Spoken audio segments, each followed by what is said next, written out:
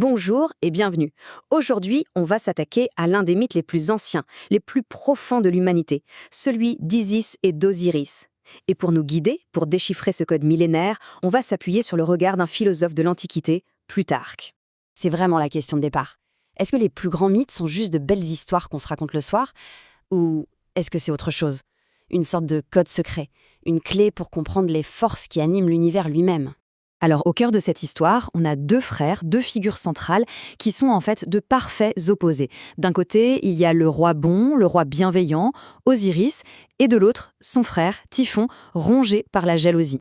Osiris, c'était pas seulement un roi, hein. Il était le principe même de la civilisation. C'est lui qui a sorti l'humanité de la sauvagerie pour lui apporter les lois, l'agriculture, la culture. Bref, il représente l'ordre, l'harmonie, la création. Mais là où il y a la lumière, l'ombre n'est jamais bien loin. Cette harmonie parfaite, presque trop parfaite, instaurée par Osiris, eh bien, elle ne pouvait pas durer. Dans les coulisses, un complot se tramait, nourri par la jalousie la plus féroce. Il faut bien garder cette image en tête. Un souverain idéal, juste, aimé de tous, qui n'a apporté que du bon. C'est précisément cet idéal qui est sur le point d'être anéanti.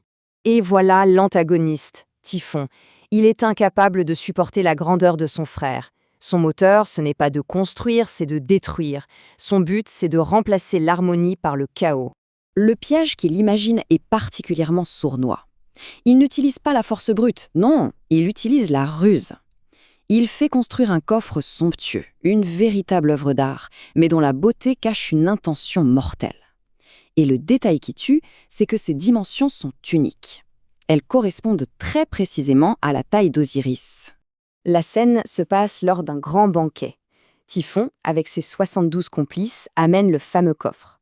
Sur le ton de la plaisanterie, il promet de l'offrir à celui qui, en s'allongeant dedans, le remplirait parfaitement. Tout le monde essaie, en vain, bien sûr. Puis vient le tour d'Osiris. Confiant, il s'allonge et le piège se referme sur lui. La mort d'Osiris, c'est la fin d'un acte, mais c'est le début d'un tout nouveau chapitre. Le récit bascule et se concentre maintenant sur sa femme, la déesse Isis, et sa quête va devenir absolument légendaire. À peine Osiris est-il enfermé que les conspirateurs clouent le couvercle et jettent le coffre dans le fleuve. Le sarcophage du roi devient un cercueil à la dérive, emporté par le Nil. Pour Typhon, l'affaire est classée. Mais pour Isis, le combat ne fait que commencer. Plutarque décrit le désespoir d'Isis avec des mots très forts. On l'imagine errer sans fin, interrogeant chaque personne qu'elle croise. Son deuil n'est pas passif, non, c'est une quête, une volonté farouche de réparer ce qui a été brisé. Après une recherche interminable, Isis réussit l'impossible. Elle retrouve le corps de son époux et le ramène en secret en Égypte. On pourrait croire à une victoire, mais le triomphe est de très courte durée. Une nuit, Typhon, parti chasser, tombe par hasard sur le coffre. Et là, sa rage explose. 14, c'est le nombre de morceaux en lesquels Typhon, dans une fureur destructrice, va démembrer le corps de son propre frère. Ensuite, il disperse les morceaux dans toute l'Égypte pour s'assurer qu'Osiris ne puisse jamais, jamais être reconstitué. La destruction semble totale, définitive. Et c'est précisément à ce moment de l'histoire le plus sombre que Plutarque nous invite à prendre de la hauteur, à arrêter de lire le mythe comme une simple histoire pour commencer à le déchiffrer.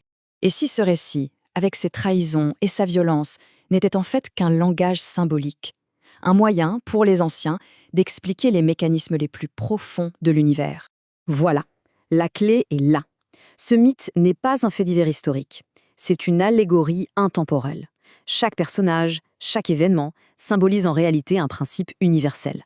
Et quand on commence à décoder ce symbolisme, on réalise que cette histoire de famille est en fait le récit d'une immense bataille cosmique entre deux forces radicalement opposées.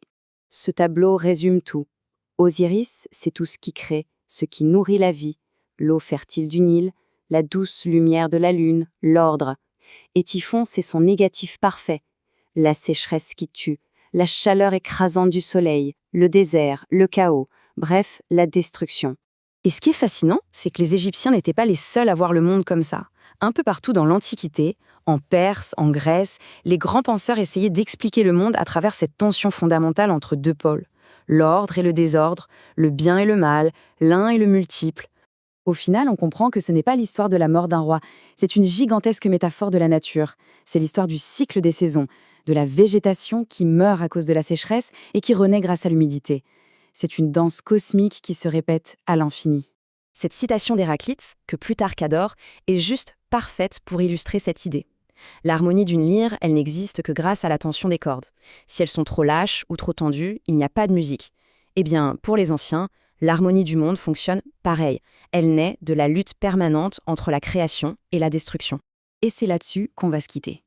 Est-ce que ce code, imaginé il y a des milliers d'années, n'est qu'une vieille histoire poussiéreuse?